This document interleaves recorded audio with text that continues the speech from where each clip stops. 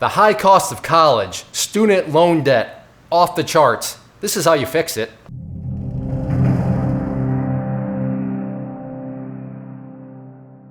Now, this is just my opinion.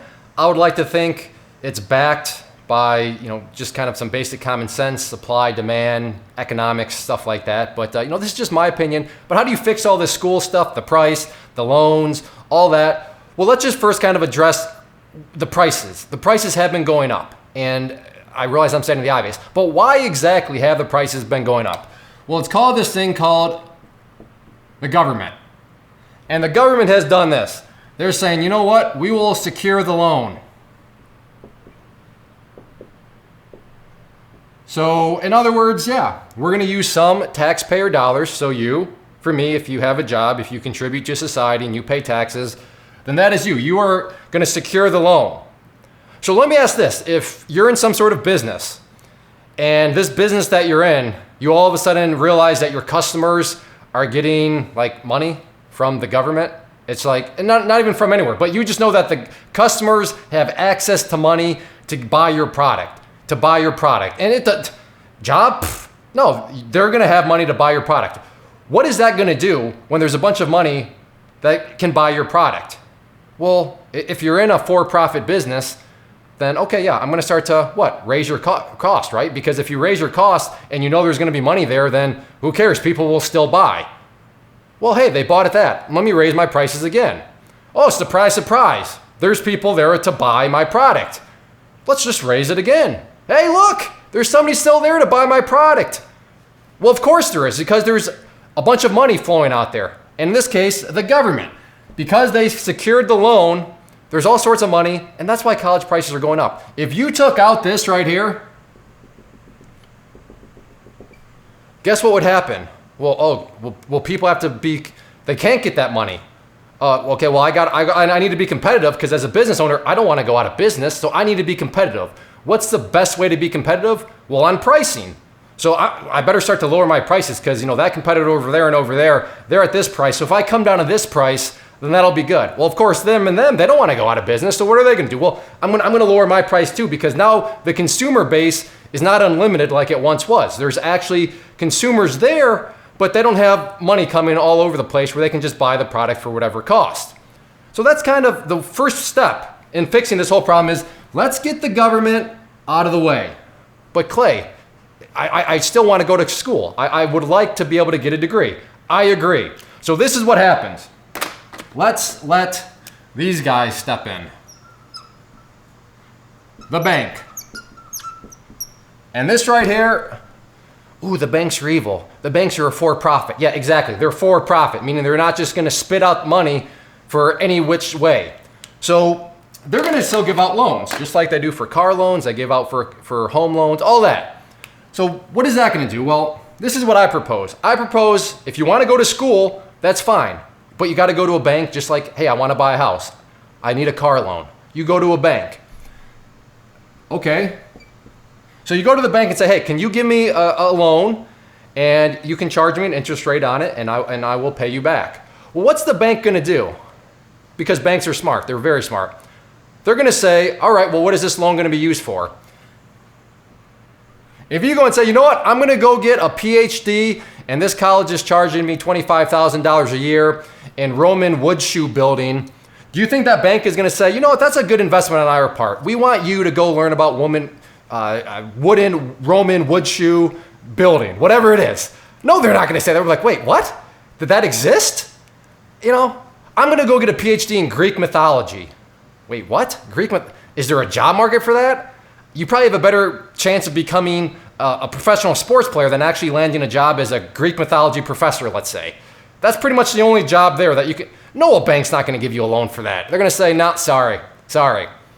So what is that going to mean? Well, that's going to cause the person to actually be focused on value versus, I guess let's just call it debt. I know both have debt, but if you're getting a degree in some sort of Roman wood shoe making and you take on the debt to do that, are you ever going to be able to pay back that loan? I mean, maybe, but you're going to have to go do something crazy. Whereas let's say you go to the bank and you say, hey, bank, And this would probably be part of the process, but you have to put together a business proposal. So what would be on this proposal?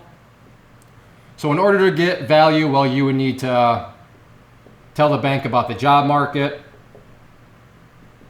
job growth. Hey, Mr. Bank, when I get my loan done, this job is projected to grow 20%, so there's going to be a job market for me, so that I'll be able to go and get a job in this field, and therefore, Mr. Bank, I'll be able to pay you back. Salary. Hey, Mr. Bank, there's a job market, there's job growth, so the job will be there. And not only that, the job on average pays this. Starting entry is going to be right around there. So therefore, if you loan me the amount I'm asking for, then I'm going to be able to pay that back quite nicely because I have a good paying job. And not only is it a good paying job, once again, there's a job market for it. So yeah, maybe there's a little effort being forced upon the consumer to do a little homework, to figure out, if I want to get this loan because there's no more free money out there, and I got to give a bank a business proposal showing that it's going to be a good investment on their part, is that a bad thing that we force kids to go and get degrees with, dare I say, value? I don't think so. But Clay, when a mortgage happens, they secure the home. If you don't pay, the bank will come and take your home. If you don't pay the car, they'll come and seize the car. What are you securing here? Well, maybe this is a little too extreme. I don't know. But you're going to tie the loan to this person's time/wages. If they take a loan from you and then, I was smoking a little too much, I was partying a bit too much, and I dropped out. That's fine. We still loaned you money. But guess what?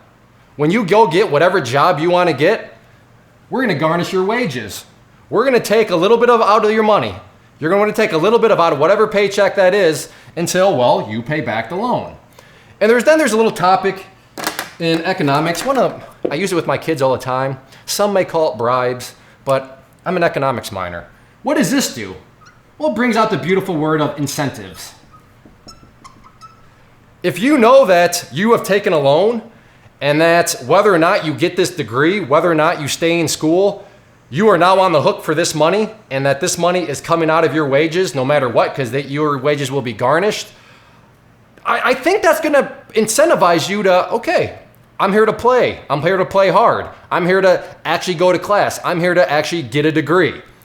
Is that a bad thing? Is that a bad thing if we motivate people to actually want to study and get degrees that have value in school? I don't think so. That's how I would do it. Get rid of the free money. Hand it over to the banks.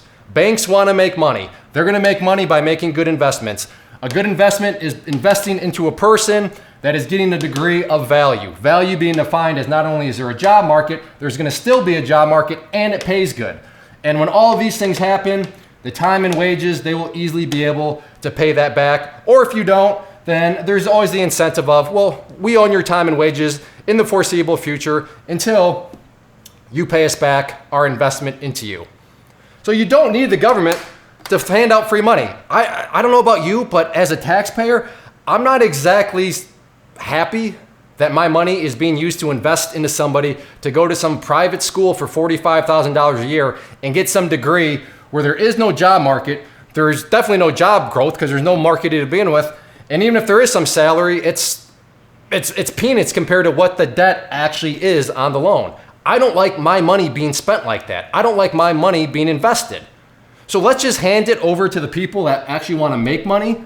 And they're going to know, like I said, whether or not they require you to put together some sort of proposal. Maybe the banks say, you know what, we are loaning monies out for engineering, medical, finance, fill in the blank, because they've determined that fill in the blanks, there's good job markets, there's good job prospects for it. Sorry, if you want a degree at a small school for some, Roman wood shoes, no, don't come to our bank. We're not going to make an investment into you because we've done the research, we've done the numbers. We know that's not going to work out.